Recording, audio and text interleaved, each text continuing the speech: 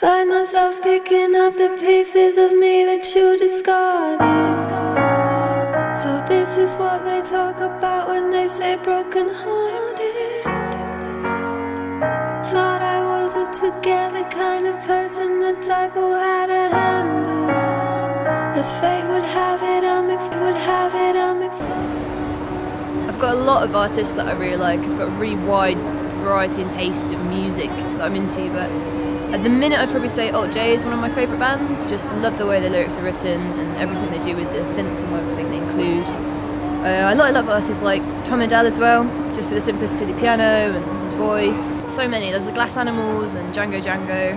But it's quite weird. I mean, they're not quite what I'd say is in my genre at the minute.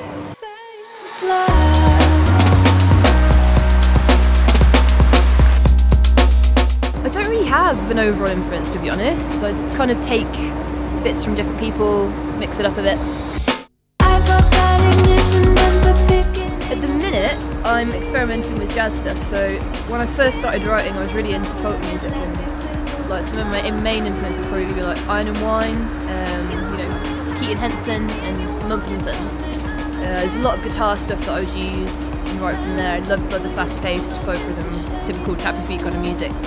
Now I've kind of come onto piano more. I found that I'm really enjoying the jazz style and modern jazz, and on guitar as well. So I think that's where I'm going at the minute. It's quite an interesting process. I get a lot of questions on whether I write from personal experience. A lot of my songs are quite topical and there's dark subject matters. So a lot of people ask me, like, did you have like a terrible childhood or anything like that? It's not the case. It's literally I put myself in a character's perspective, so I might be inspired by like a film or like a book or something I've heard in conversation from passing people, and I'll write from that perspective, and it's really opened doors for me when writing for music. See me cry. This fan I've encountered, I go busking quite a bit. You meet some funny people just who pass by and tip you off. I had one guy when I was busking who thought it would be appropriate to stand about a metre away from me at this distance and literally stare directly into my eyes as I played my music, which was really off-putting. But he tipped me £5 afterwards.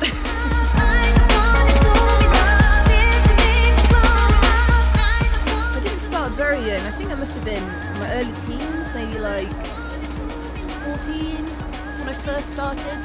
I learned piano first, but actually started writing on guitar. Really simple songs, like one-note songs, and then from there just kind of self-taught myself guitar. First gig. It's probably something to do with the school. I remember. It was like a Christmas showcase, and I did the Smiths song, a cover of the Smiths. Please, please let me get what I want. And that was my first gig, and that was actually on piano.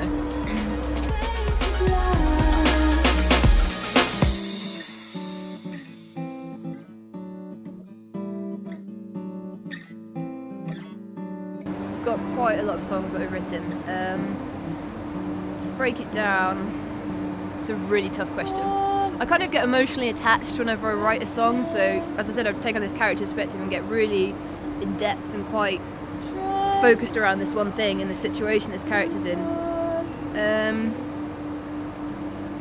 I have a song called Red Hands, which is actually about domestic abuse. I was quite attached to that character because I went into a lot of details about what goes on behind closed doors, and that was a really kind of tough song to write, as I've never experienced anything like that myself. That's a piano song. On guitar, I think my favourite song at the minute would probably be Wait by the Wall, which is another one. It's really fast paced and it's got a good story behind it.